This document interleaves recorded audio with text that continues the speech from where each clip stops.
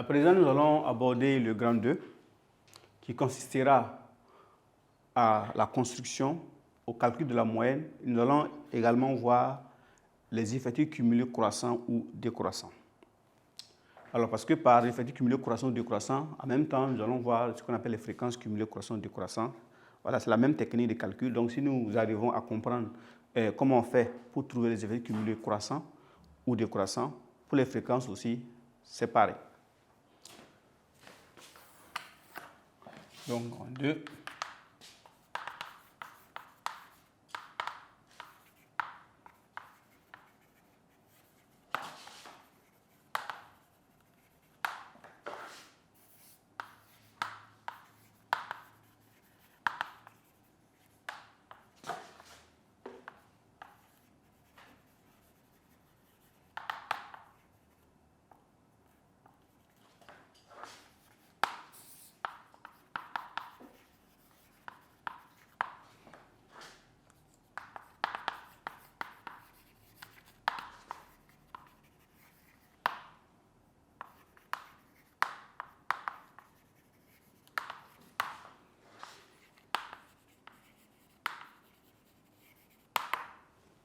Alors, donc, nous allons d'abord voir comment trouver ce que nous appelons effectifs cumulés croissants et décroissants.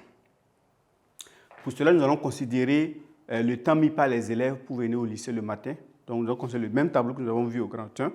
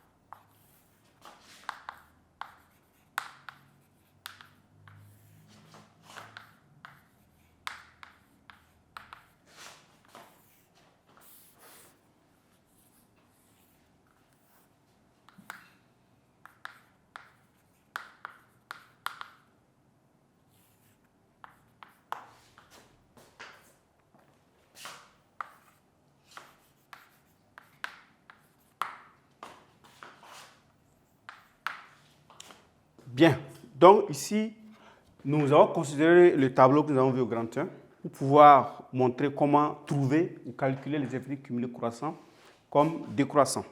Nous allons compléter le tableau.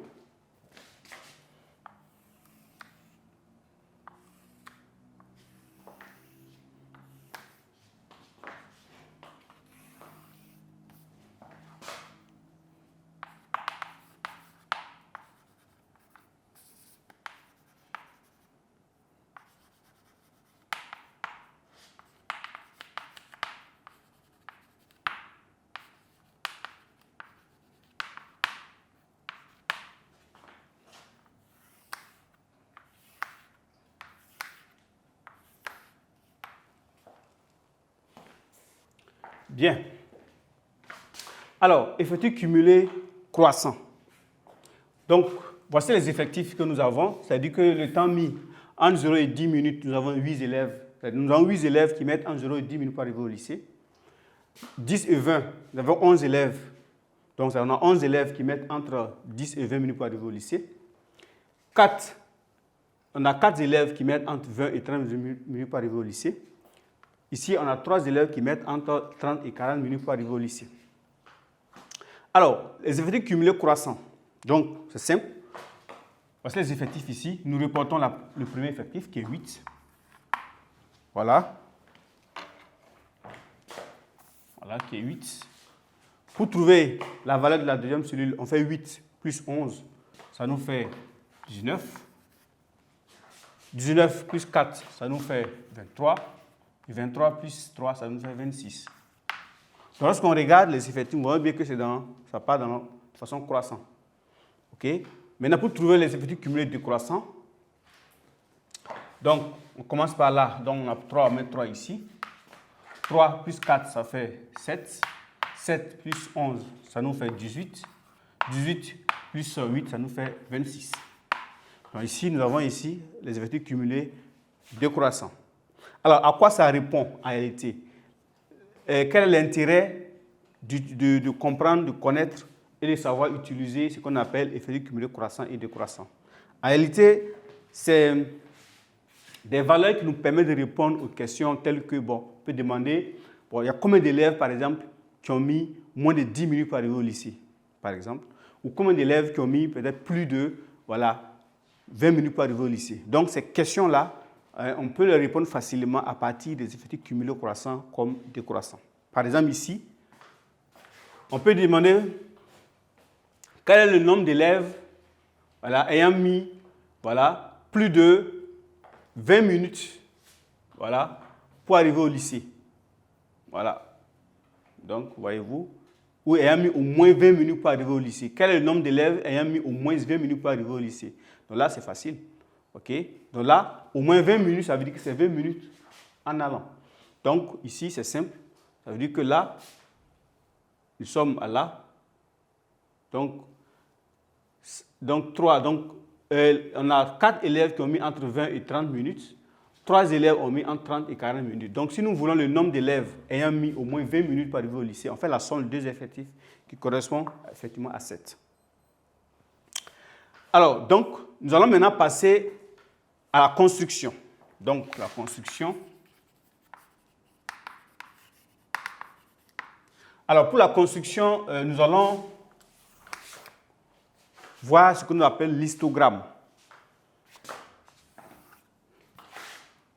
Construction de l'histogramme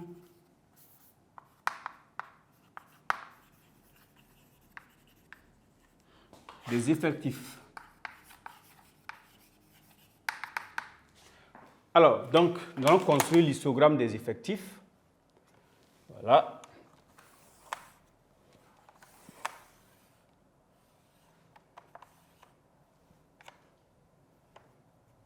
Donc là, nous avons voilà, le gradué ici. Là, pas de problème.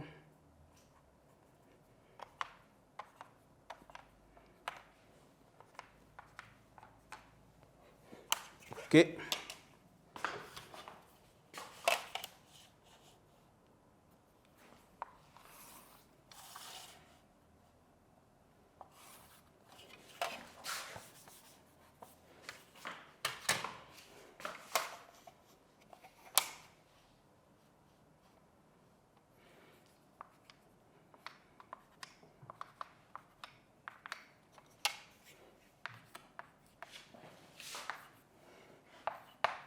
Alors, donc ici, nous mettons, sur là des abscisses, on met les classes, donc dans le caractère, donc là, nous avons les classes. Donc, les classes ici, c'est en temps, le temps mis en minutes. Voilà. Et là, nous avons l'effectif, nous avons les effectifs ici. Voilà. Donc, 0, 10, donc 10, 20, 30, 40. Alors, nous avons les effectifs suivants, 8, 11, 4, 3. Donc, on regarde comment nous pouvons graduer cela. Alors, on peut aller 2 en 2. Donc, 2, 4, 6, 8, 10, 12. Entre 0 et 10 minutes, nous avons 8 élèves. Donc, entre 0 et 10, on a 8 élèves. Donc, 8, c'est là. Donc, nous avons ça. OK. Construisons simplement.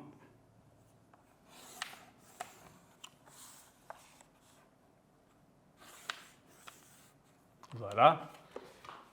Entre 10 et 20, on a 11 élèves. Donc, 11. 11, c'est entre 10 et 12. Donc, 11, c'est là. OK.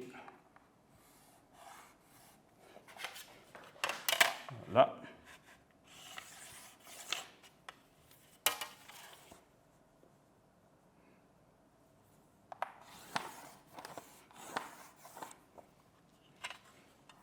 OK. Entre 20 et 30, on a 4 élèves. Donc 4 là.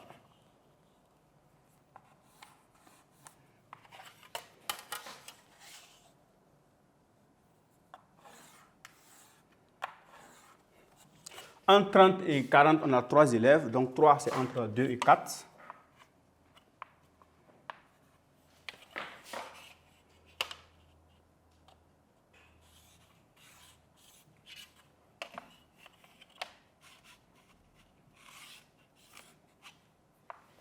Voilà. Donc, si on met histogramme,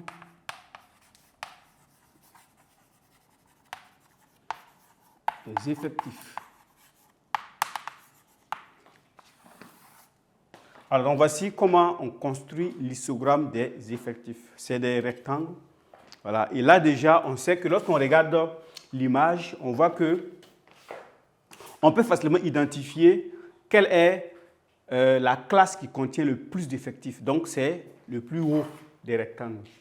Voilà. Et nous avons vu au niveau de la définition du mode ou de la classe modale que la classe modale ici correspond à l'effectif, correspond à la classe qui a le plus grand effectif. Donc ici, quand on regarde, 11 ici est le plus grand des effectifs et 11, la classe qui correspond à 11 là, c'est 10 et 20, entre 10 et 20. Donc l'intervalle 10 et 20 est ici la classe modale.